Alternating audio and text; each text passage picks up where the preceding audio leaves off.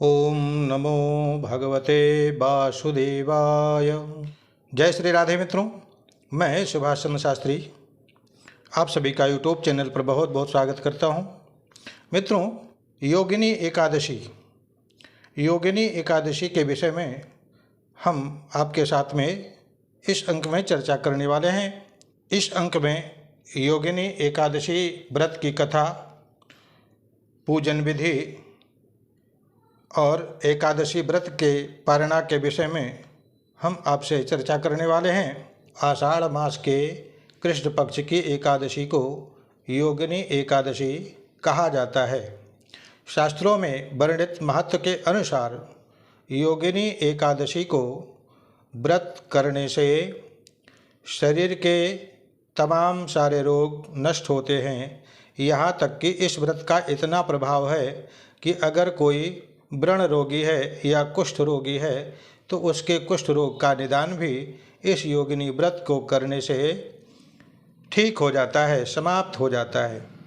ऐसा इस योगिनी एकादशी व्रत का फल है। मित्रों, इस बार योगिनी एकादशी 14 जून दिन बुधवार को पड़ रही है। इस दिन एकादशी तिथि प्रातः 8:48 तक रहेगी, उदय व्यापिनी, और तदुपरांत द्वादशी तिथि का प्रवेश हो जाएगा। अगले दिन अर्थात 15 जून बृहस्पतिवार को प्रातः 8:42 तक द्वादशी तिथि रहेगी। व्रत का पारणा अगले दिन 8 बजे तक कर लेना उचित रहेगा। तो मित्रों, ये रहा व्रत के पारणा के विषय में, व्रत के महत्व के विषय में। और आइए अब जान लेते हैं योगिनी एकादशी व्रत से जुड़ी हुई एक पौराणिक कथा के विषय में।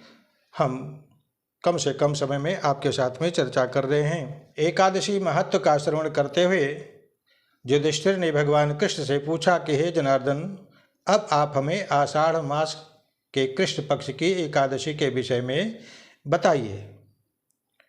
इसके व्रत के करने से क्या फल मिलता है, क्या महत्व है, किस दिन करना चाहिए। इस प्रकार युधिष्ठिर ने प्रश्न किया। भगवान कृष्ण कहते हैं कि हे युधिष्ठिर, आषाढ़ मास के कृष्ण पक्ष की एकादशी का नाम योगिनी है। इसके महात्म्य की एक पौराणिक कथा मैं कहता हूँ। अलकापुरी में भगवान शिव के परम भक्त कुबेर जी निवास करते थे। कुबेर जी के एक परम सेवक जिनका नाम था हेममाली, वे नित्य प्रति पूजन हेतु पुष्प लेकर के आया करते थे और उन्हीं पुष्पों के द्वारा कुबेर जी भगवान शिव की पूजन किया करते थे। हेममाली की पत्नी अति सुंदर थी, जिसका नाम था विशालाक्षी।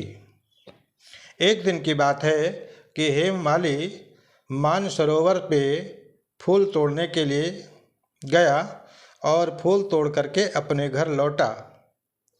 उस समय अपनी सुंदर पत्नी विशालाक्षी को देख करके हेममाली कामातुर हो गया और पूजा के लिए फूल लेकर के जाना है कुबेर जी की सेवा में, यह बात वह भूल गया, इतना कामांध हो गया।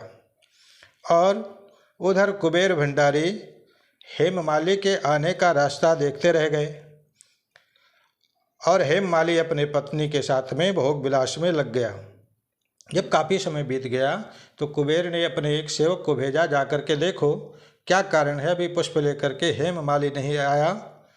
जब कुबेर के सेवक हेममाली के घर गए तो वहाँ जाकर के देखा कि वहाँ तो भोग विलास में लगा हुआ है, कोक शास्त्र चल रहा है। ऐसी क्रीड़ाएँ देख करके लौट करके आकर के सेवक ने कुबेर से बात बताई।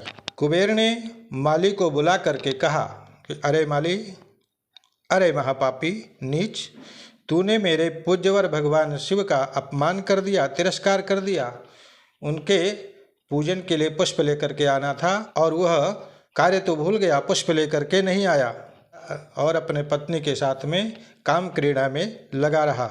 इस कारण मैं तुम्हें श्राप देता हूँ, तू स्त्री के वियोग से दुख भोगेगा और तुझे मृत्युलोक में जाना पड़ेगा और तुम्हारे शरीर में व्रण हो जाएगा, कोढ़ हो जाएगी।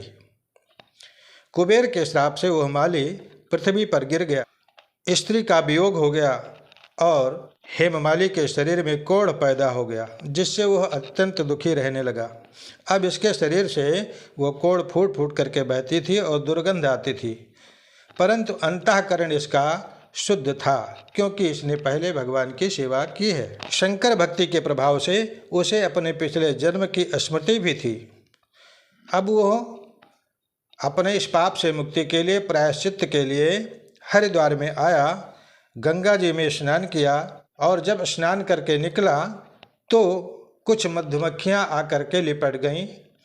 लाख प्रयास करने पर भी अपने आप को हेममाली मधुमक्खियों से पीछा नहीं छुड़ा पाया। वो भिनभिनाती रहीं। अंत में पतित पावनी देवभूमि उत्तराखंड को वह हेममाली चल पड़ा। देवप्रयाग होता हुआ जमुनोत्री के तट पर पहुंचा, जहां पर चिरंजीवी महामुनि मार्कंडेय जी का आश्रम था। मार्कंडेय जी के दर्शन से सारी मधुमक्खियां गायब हो गईं, अंतर्ध्यान हो गईं। हेममाली मुनिवर के चरणों में गिर पड़ा और अपने अपराध की कथा सुना करके मुक्ति का उपाय पूछने लगा। मार्कंडेय मुनि ने कहा, मान्यवर, आप आषाढ़ मास के कृष्ण पक्ष की एकादशी का विधि सहित व्रत एवं पूजन करो, समस्त पापों का नाश हो जाएगा। ऐसा जान करके समझ करके हेममाली ने मुनि की शिक्षा से योगिनी एकादशी का व्रत किया।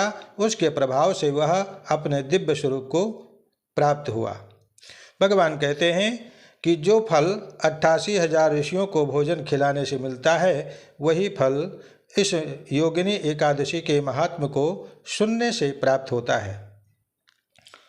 इस प्रकार से योगिनी एकादशी के व्रत का महत्व बताया गया है। इसके करने से शारीरिक कष्ट से मुक्ति मिलती है, कोढ़ आदि रोग से, सफ़ेद दाग आदि से मुक्ति प्राप्त होती है। तो मित्रों, ये रही व्रत से जुड़ी हुई थोड़ी सी कथानक। और आइए अब जान लेते हैं इस दिन भगवान नारायण का पूजन किस विधि से करना चाहिए।